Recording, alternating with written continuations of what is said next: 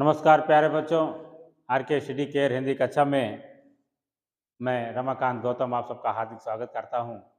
आशा है कि आप लोग अपनी पढ़ाई अनवरत जारी रखे होंगे और ठंडी का मौसम तो समाप्त ही हो रहा है। आप लोग जो है क्योंकि परीक्षा को देखते हुए अपनी तैयारी को अ, जो है गति दें। आइए आज हम लोग प्रश्नोत्तरी संख्या भाग संख्या 14 हम लोग पढ़ेंगे। तो आज देखते हैं प्रश्नोत्तरी 14 में कैसे प्रश्न होते हैं। तो पहला प्रश्न हमारा है, प्रश्नोत्तरी 14 का पहला प्रश्न हमारा है,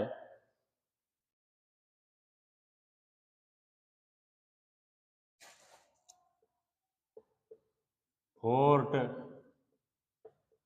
विलियम कॉलेज कलकत्ता की स्थापना कब की गई?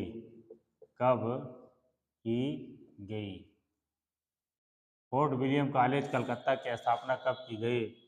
तो सन 1800 ईस्वी। सन 1800 ईस्वी में फोर्ट विलियम कॉलेज की स्थापना की गई और इसके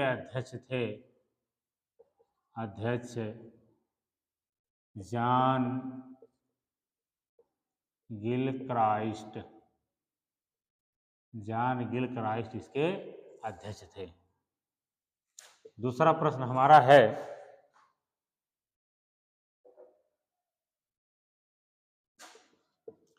लाल तारा गेहूं और गुलाब, लाल तारा गेहूं और गुलाब किसका रेखा चित्र है? किसका रेखा चित्र है? ये रेखा चित्र विधा की रचना है, लाल तारा गेहूं और गुलाब। तो ये जिन्होंने लिखा, पैरों में पंख बांध कर उड़ते चलो, यानी राम वृक्ष बेनीपुरी, राम वृक्ष बेनीपुरी ने लिखा था। तीसरा प्रश्न है आपका, तूफानों के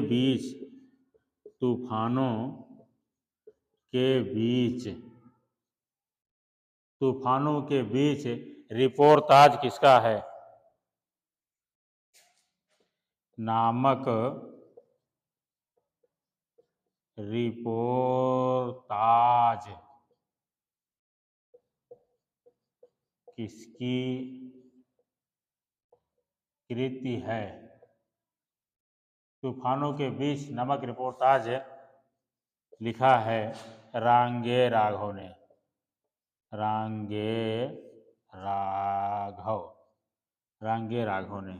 अगला क्वेश्चन हम लोग देखें।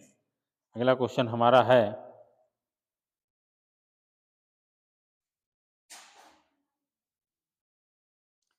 छायावाद के दो प्रमुख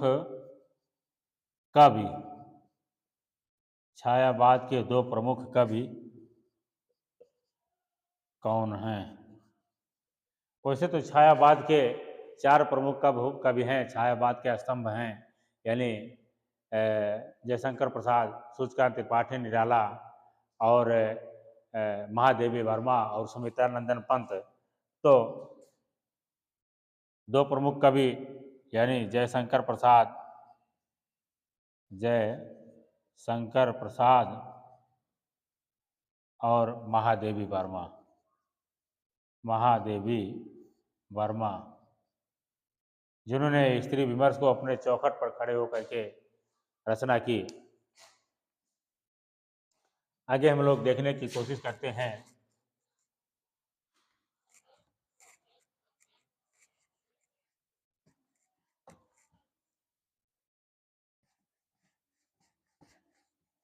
अगला क्वेश्चन हमारा है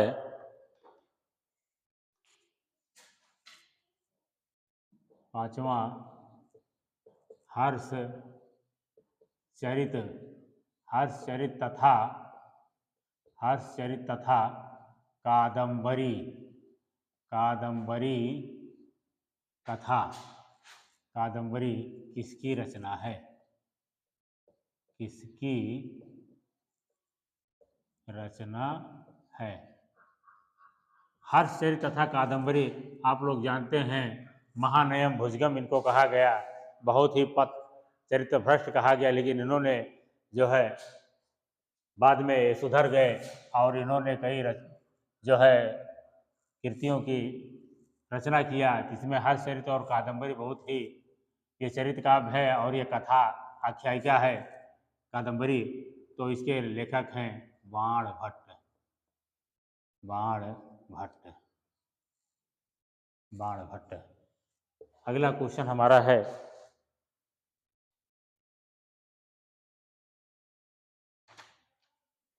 मेघदूतम, मेघदूतम किसकी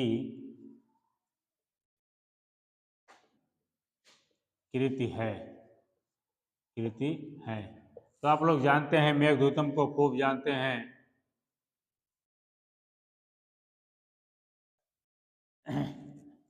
ये कालिदास की है, कालिदास की कृति है। इसमें दो भाग हैं, पहले को उत्तर मेघ और दूसरे को पहला पूर्व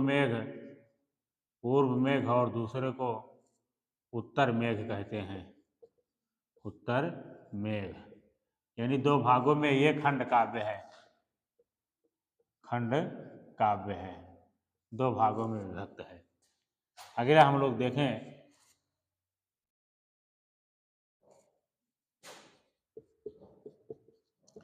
दो दो हाथ करना, दो दो हाथ करना मुहावरे का क्या अर्थ है? क्या अर्थ है? दो दो हाथ करना मुहावरे का क्या अर्थ है? तो इसका उत्तर है युद्ध करना, युद्ध करना, युद्ध करना माने दो दो हाथ करना। और भी हम देखने की कोशिश करें,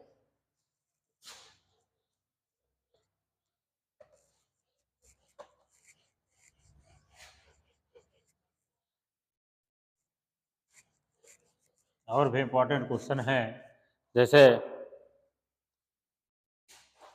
8वां क्वेश्चन है लघु धन आकृति, लघु धन आकृति का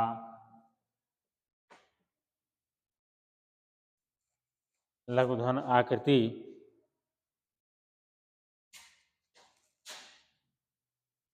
की संधि तथा संधि का नाम, संधि करें तथा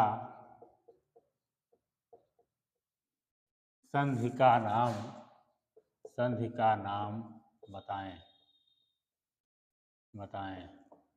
तो हम लोग देखते हैं कि लघु, उत्तर आपका होगा लघु धन आकृति, यहाँ हो जाता है छोटा ऊ और आ, तो वाह हो जाता है, ये हो जाएगा, और घा जो है आधा हो जाएगा, लघ्वा कृति, लघ्वा, लघ्वा कृति, यानी ये यण संधि है, यण संधि। अगला क्वेश्चन हम लोग देखें,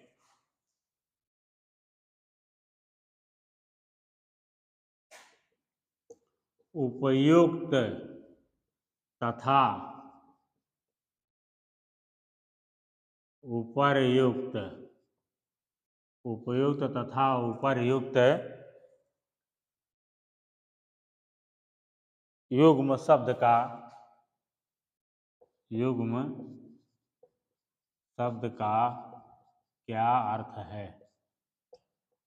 क्या अर्थ है? तो हम लोग देखते हैं उपयुक्त, यहाँ उत्तर होगा उपयुक्त मतलब होता है आपका उचित। उपयुक्त का मतलब क्या होता है? उचित। और उपरयुक्त का मतलब होता है ऊपर कही गई बात। अगला हम लोग देखें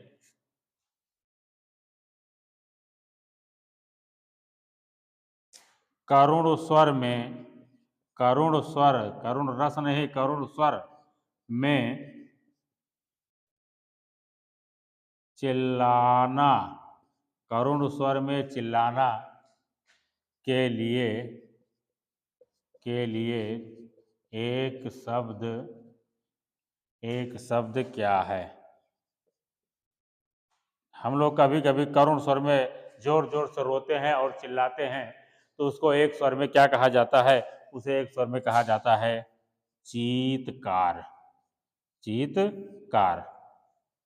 तो इस तरह से आज की प्रश्नोत्तरी हमारी यहीं पर समाप्त होती है। आप लोग हमारे चैनल को लाइक, सब्सक्राइब, शेयर जरूर करें, अपने मित्रों को बांट दें, और